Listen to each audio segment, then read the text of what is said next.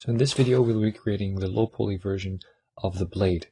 We're going to do the blade itself first before we do all the connecting pieces.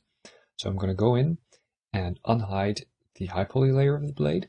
And this is what we'll be creating. There's also that tag link beam in between. I start off by creating a plane. And I'm creating this plane because first off, I want to create the most defining, most significant part of the blade, which is the curved area at the front. I want to model this first before I do all the parts attached to it. Straight parts are always easier to model than flowing curved parts. So I'm going to create a quick, very rough low poly version to put these into place. And also note how my left side of this plane is aligned with the area of the blade where it starts, where there's a little bend in there. It starts coming forward.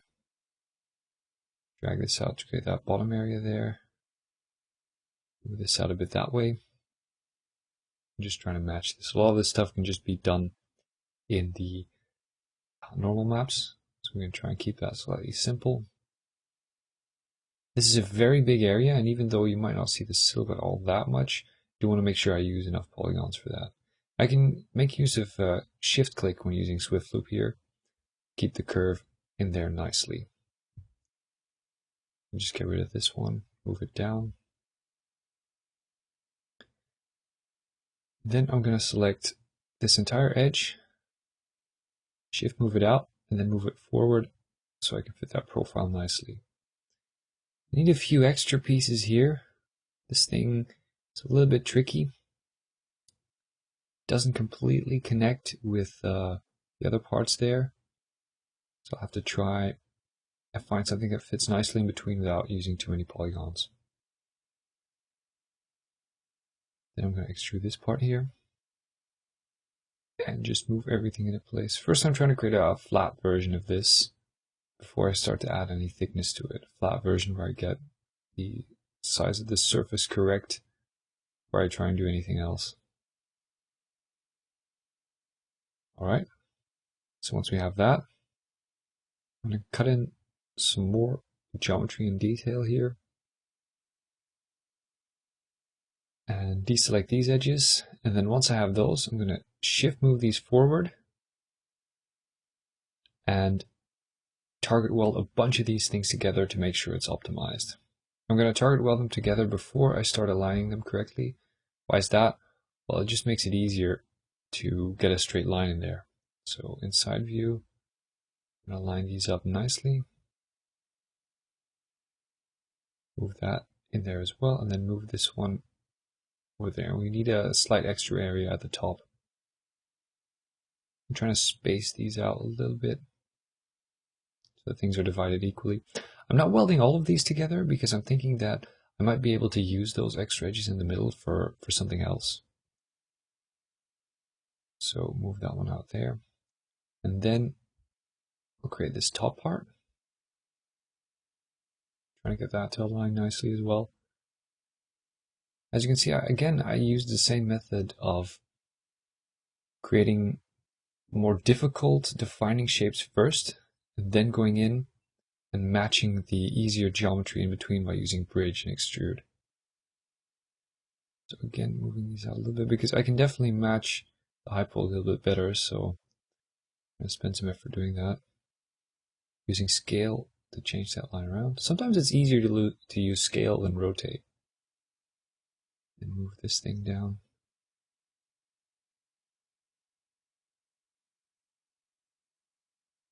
Also trying to space these because I might be able to use them for that part over there. This thing here, we're going to weld that, and then the corner, the rounded corner, we'll add that in later. Then use bridge between these parts to fill up that gap. Move this one out like that. Then shift move this out to create the rest here. Obviously we need to connect these because you can't have these concave shapes in your quads. And that looks about right. Now we need to find I need to move these out a little bit more and then find a way to connect it with the top part of the blade there, those sharp corner pieces. one extra edge there. Move that over there. Shift move this out.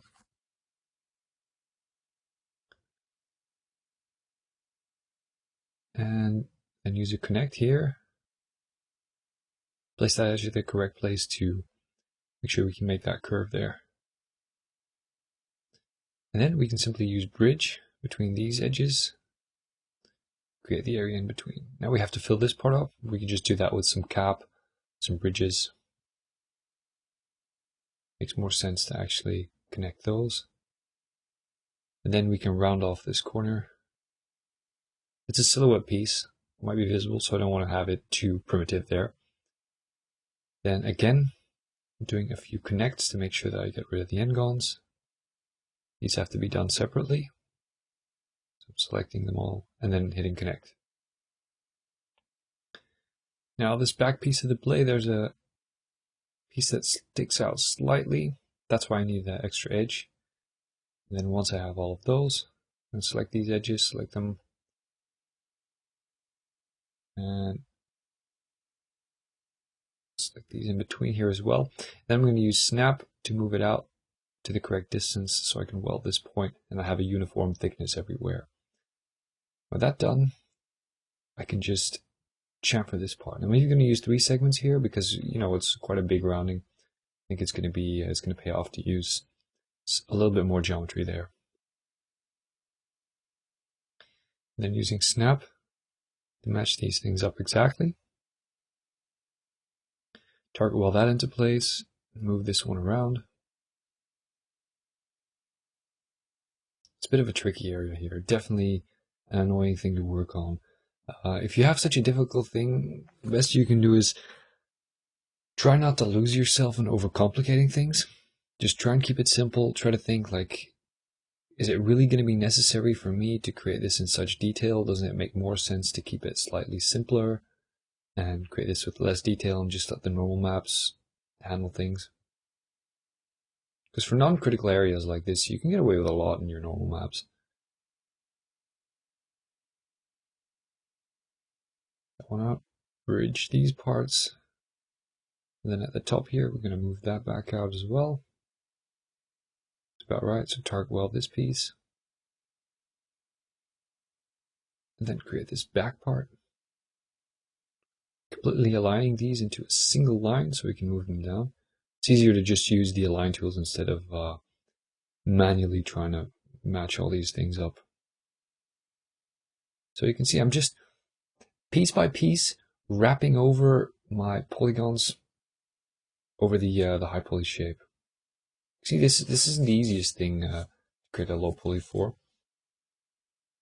It's different from things we've done before. Maybe the one thing that matches up a bit with it is the hood, the engine cover. But still, this is quite difficult in other ways, especially for that front corner piece. So I've got these pieces. I'm going to extrude them outwards and then try and match the height nicely with these pieces.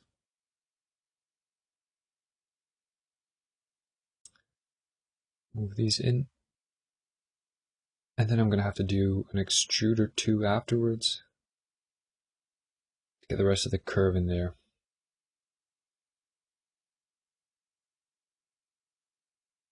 We haven't filled up that one area there. We'll have to get back to those later, but first I'm just going to connect these.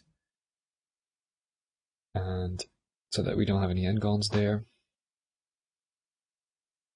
Bridge these, and then we can bridge those. There we go. It's another area filled up. So I've done some extrudes here.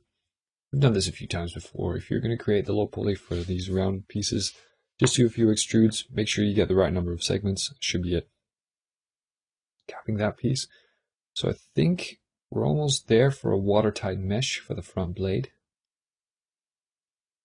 Need to do a few more connects to make sure I don't have any n-gons. And then we still have this piece here, which is the top attachment part for another one of the bulldozer pistons. This attachment point makes it so that the whole blade can tilt backwards and to the front. So we've got this sort of covering piece on top of there. That covering piece, I'm going to try and mold that in one part. it's not in the high poly. For the low poly, I would prefer doing it like that. Because one thing that I have noticed that you should also keep in mind is if in the low poly you have separate pieces, you can get them to flow into each other, but equally if you have separate pieces in the high poly, if you bake them, they might flow into each other a bit more than you'd expect also. So there definitely is no rule where you need to do things separate when you've done some of the high poly and vice versa. So I'm cutting in some extra geometry here. That's being slightly annoying with the cut tool. You get that? It sometimes helps to reverse the order in which you're cutting. And it's even created some duplicate vertices here. So I'm just removing those, target-welding that in again. I might as well just use connect here, right? So move that up. And then this entire thing, deleting that. Once I've deleted it, I can select these edges, move them up, and create like the front profile of this area. Use scale tool to bring these slightly closer together.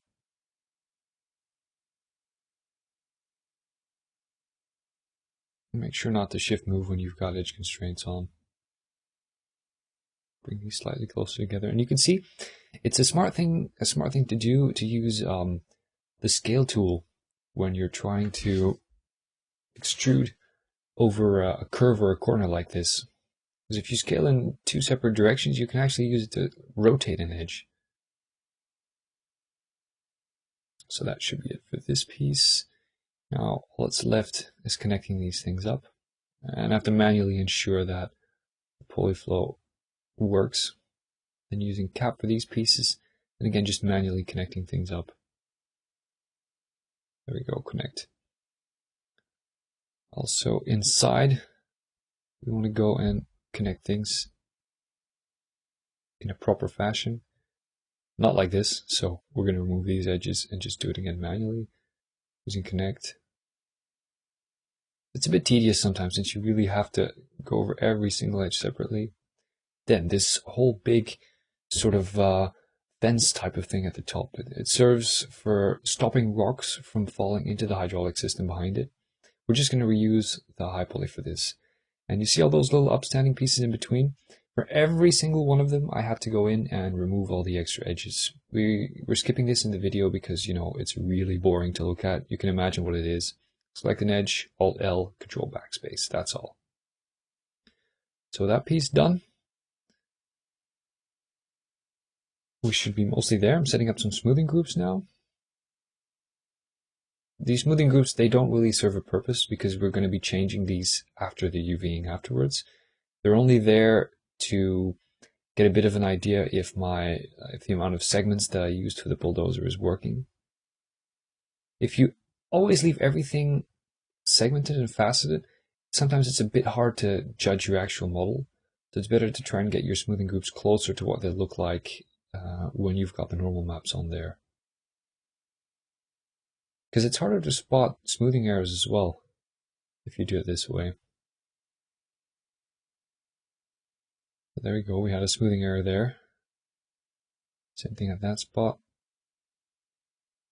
Which is something I could only figure out when I work on the smoothing groups. So I'm adding the symmetry back. Might also notice that blue piece at the back. That was a very simple box model. Not showing that, but it was no big deal. So for these hydraulic hoses, I'm just going to reuse the splines I created for the high poly. And the nice thing about splines is that obviously their resolution, the amount of segments, is independent of the actual spline itself. You can just go back in later and adjust them afterwards. So I just create a copy, a low resolution version. And to tell you the truth, we're most probably not even going to bake these splines because it doesn't really pay off. It's extra effort and it makes like a 10% difference at most. So I don't think I'll be baking these splines. The splines always, I try to add an edit pulley on top. I don't collapse the edit pulley, very important. If you collapse the edit pulley, you lose your editing capabilities. I add the edit pulley on top so I can just simply go and delete the top and bottom faces of the spline because it saves a few tries in most cases. Now you will also notice me that I used only 4 sides there, which I think is quite important because if you use too many with splines, things can quickly get out of hand. So next up is creating the tag link system here. Again, I'm modeling a few pieces as a single part in the low poly that are not in the high poly, just to make it a bit easier for myself.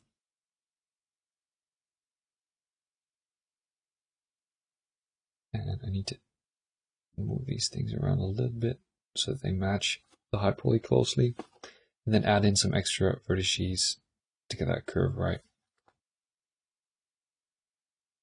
This piece needs to be extruded inwards, and then at the back here, just gonna do that in one straight piece. There's a slight gap in between there. I'll probably go in afterwards and adjust that, because again, it's easier to model this as a single piece. I prefer to do it that way.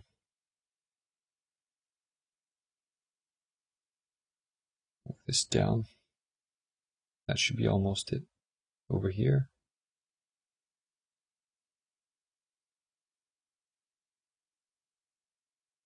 Move these out a little bit. I don't think I have to match that too much in silhouette, because it's not really going to pay off in terms of the polygons I spend on it. Attach these pieces together. Now next up is this part here. There's a lot of separate parts on there in the high poly. I don't really feel that's necessary to do in the low poly. I'm trying to keep it a little bit simpler. One thing I do want to do is there's like a nice sort of bevel on the inside. I want to create that as well. These pieces, there's a bit of an open slot between the two halves when they fit together, but again, don't think I'm going to model that in. Normal map will do its job just fine there. And sometimes, even though I use a perfect cylinder, it doesn't perfectly match the high poly closely, so I have to adjust that a little bit.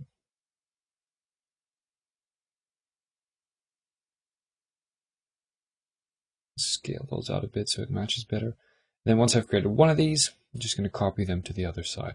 Also, the reason I put a hole in there is because once I'm going to rig this thing later on, when I want it to move and actually mechanically work, I have to make sure that my low poly supports this as well. So this is something I'm keeping in mind, especially for areas like this.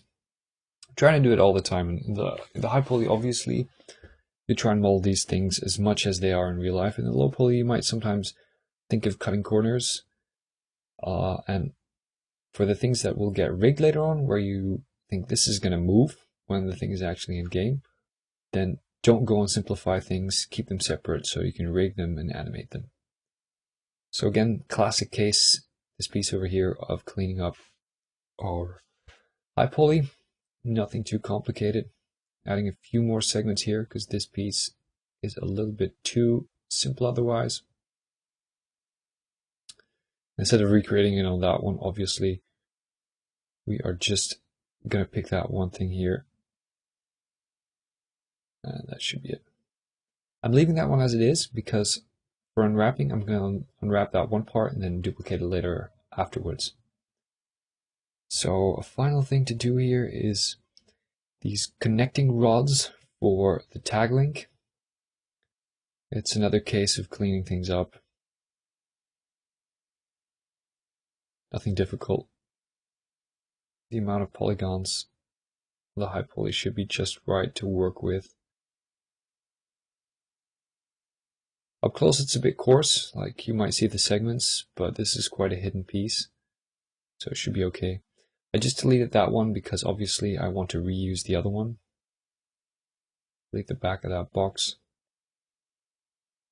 And once I have this one, I'm just going to copy it down there. Change the color, so obviously they're a different piece. This one's mirrored and rotated around. That should be about right. It's probably not 100% match, but it should be okay. And that's pretty much it for the blade. We've created most parts here. Some things need to be done in wrapping, and you'll see the next part in the next video.